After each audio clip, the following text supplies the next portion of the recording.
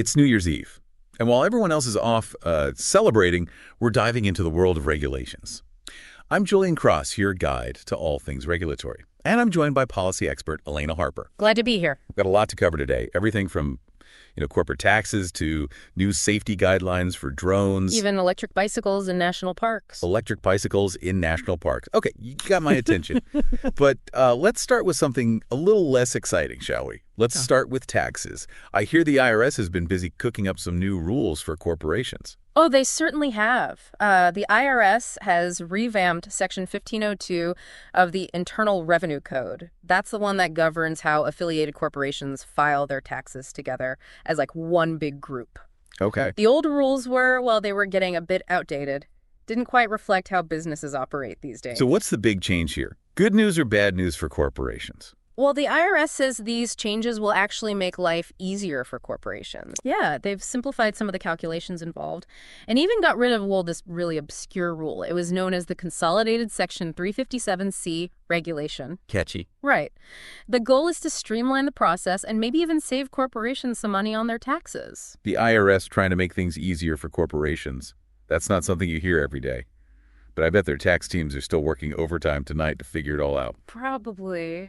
Now, speaking of potentially stressful news, what's going on with the air quality in the Mojave Desert? Ah, yes, the Mojave Desert.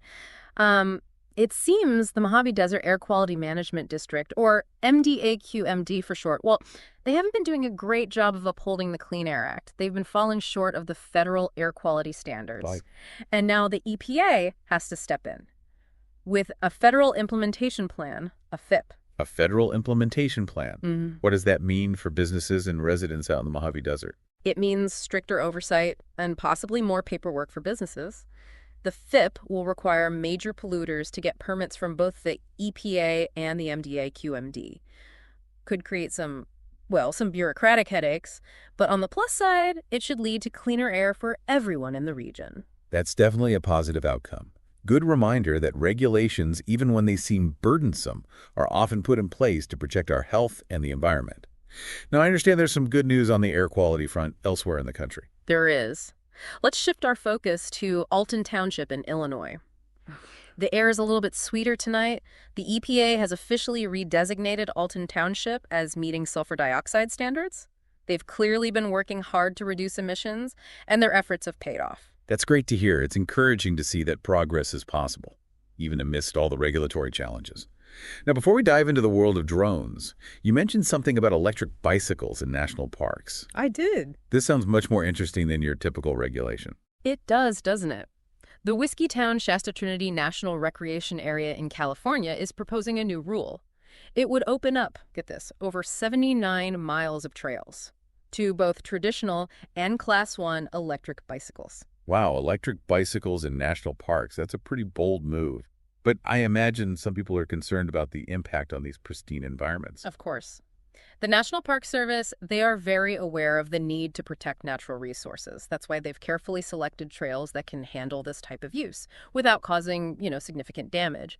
They're also hoping that this will expand access to the park for visitors who might not be able to handle the more challenging terrain on a traditional bicycle. That makes sense. It's about finding a balance between recreation and preservation.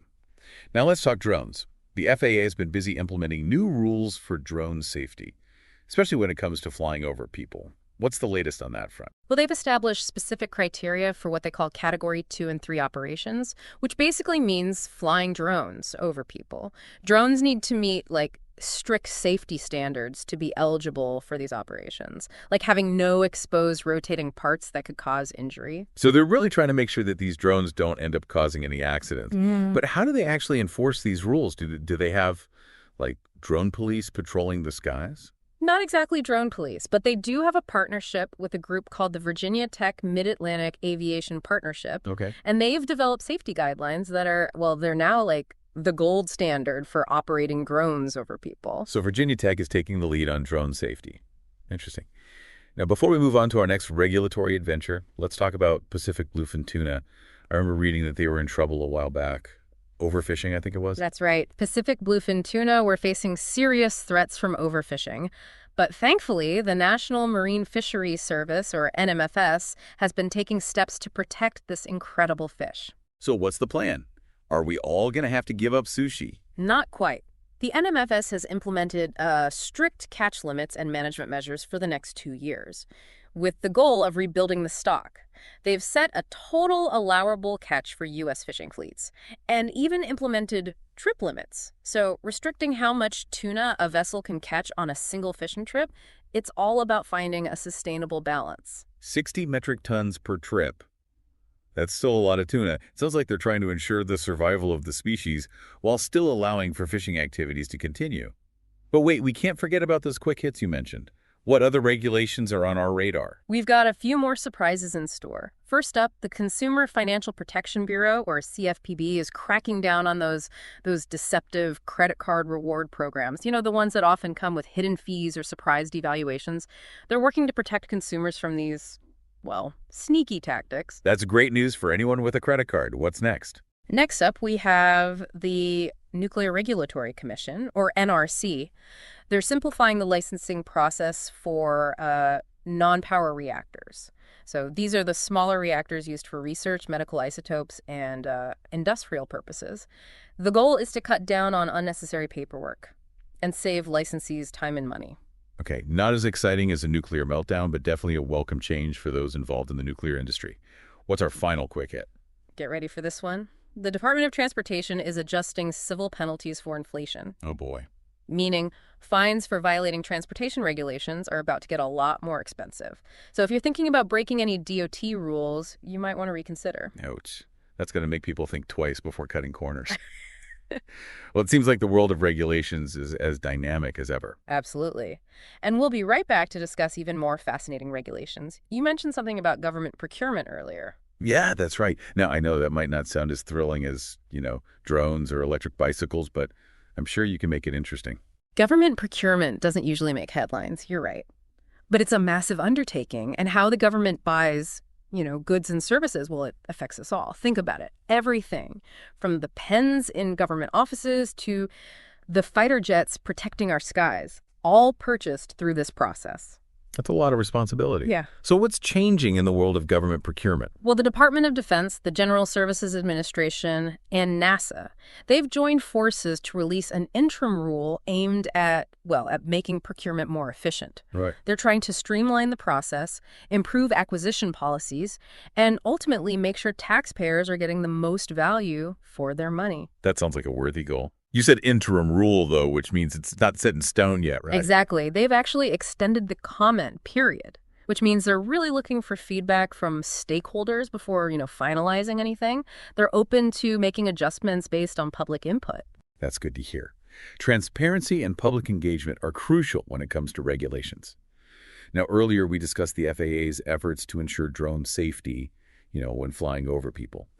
But there's another aspect to drone regulation that's equally important, isn't there? You're right. We can't overlook the security implications of drone technology. Right. The FAA is also taking steps to address concerns about the origin of drones, particularly those manufactured by certain, foreign entities. So it's not just about how drones fly, but also where they come from. Why is that such a big deal? National security. That's the main concern here. There are worries that drones from specific countries could pose a risk. A risk how? Potentially being used for surveillance, or even malicious activities. That sounds like something out of a spy movie. Yeah.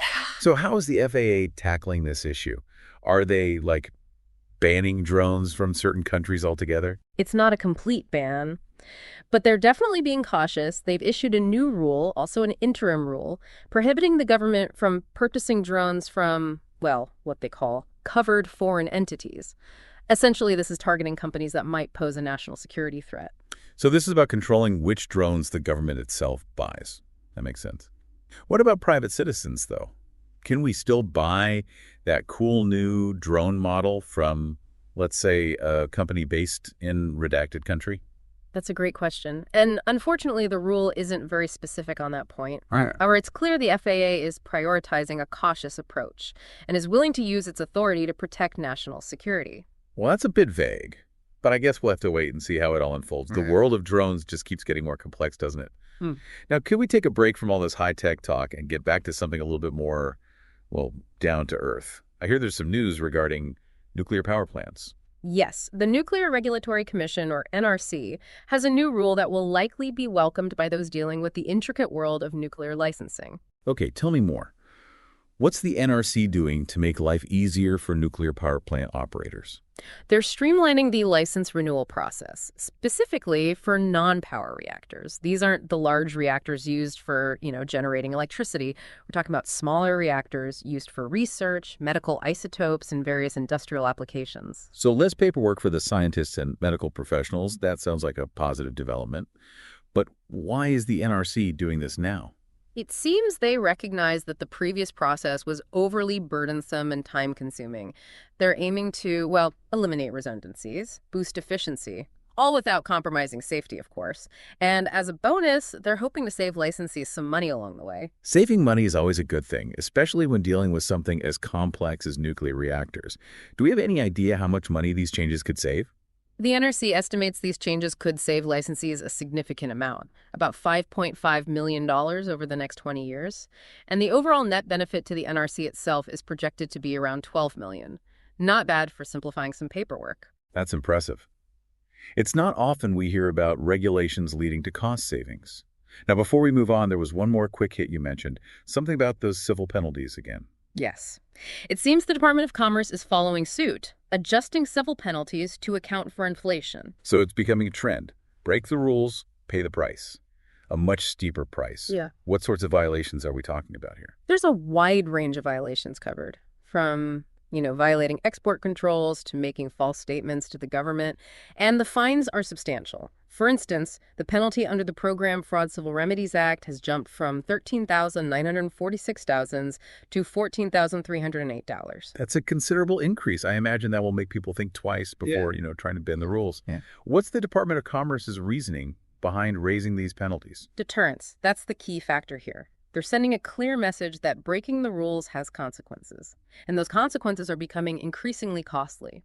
They hope that by increasing the financial sting, they'll see improved compliance across the board. It's a logical approach. Sometimes a little bit of financial motivation is needed to encourage people to stay on the right side of the law. Precisely. And perhaps those increased penalties will even help fund some essential government programs. Now, that's a positive spin. We've covered a lot of ground in this segment. Government procurement, the security implications of drones, streamlining nuclear licensing, and those ever-increasing civil penalties. What else can our listeners expect in the final part of our show? Well, we're going global. We'll delve into some international regulations that could significantly impact U.S. businesses and travelers. Sounds intriguing. Stay tuned for the final installment where we'll explore the global regulatory landscape. Well, we're going global. We'll be looking at some international regulations, ones that could have a big impact on, U.S. businesses and travelers. Sounds intriguing. What should we be paying attention to? Let's start with a region that's been in the news quite a bit lately, Yemen. Specifically, the Flight Information Region, or FIR for short. Yemen. That doesn't exactly sound like a top travel destination. What's happening there that's relevant to regulations? Well, unfortunately, Yemen has been dealing with conflict for years. And this conflict, it's raised some serious concerns about aviation safety. The increased use of, drones and missiles by Houthi forces poses a risk to aircraft operating in the region. Yeah, that sounds like a situation you'd want to avoid, especially when traveling. So what steps are being taken to address these safety concerns? Well, the FAA has taken a proactive approach by issuing a special Federal Aviation Regulation, or SFAR. Okay. This particular one is SFAR number 115, and it basically, it prohibits U.S. civil flights from operating within certain areas of the SANA FIR. So a no-fly zone for American aircraft. That sounds like a sensible precaution, given the circumstances. How long has this been in effect? It was initially set to expire in January 2025, but the FAA recently extended it to January 2028. The ongoing safety concerns stemming from the conflict, especially, the escalation following the Israel-Gaza conflict, likely contributed to that decision. Extending it to 2028 suggests a long-term commitment to ensuring safety in the region.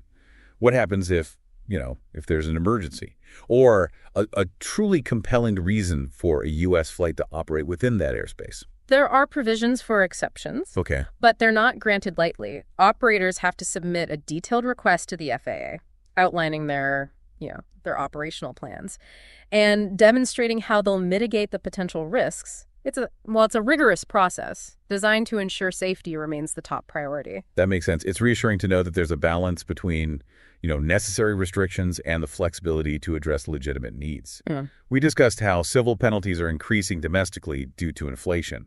Is this a trend we're seeing internationally as well?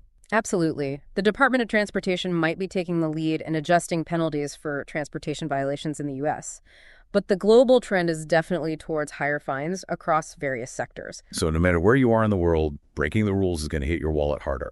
That's the idea. Governments worldwide are realizing that, well, those old penalty amounts, they're losing their deterrent effect in the face of inflation.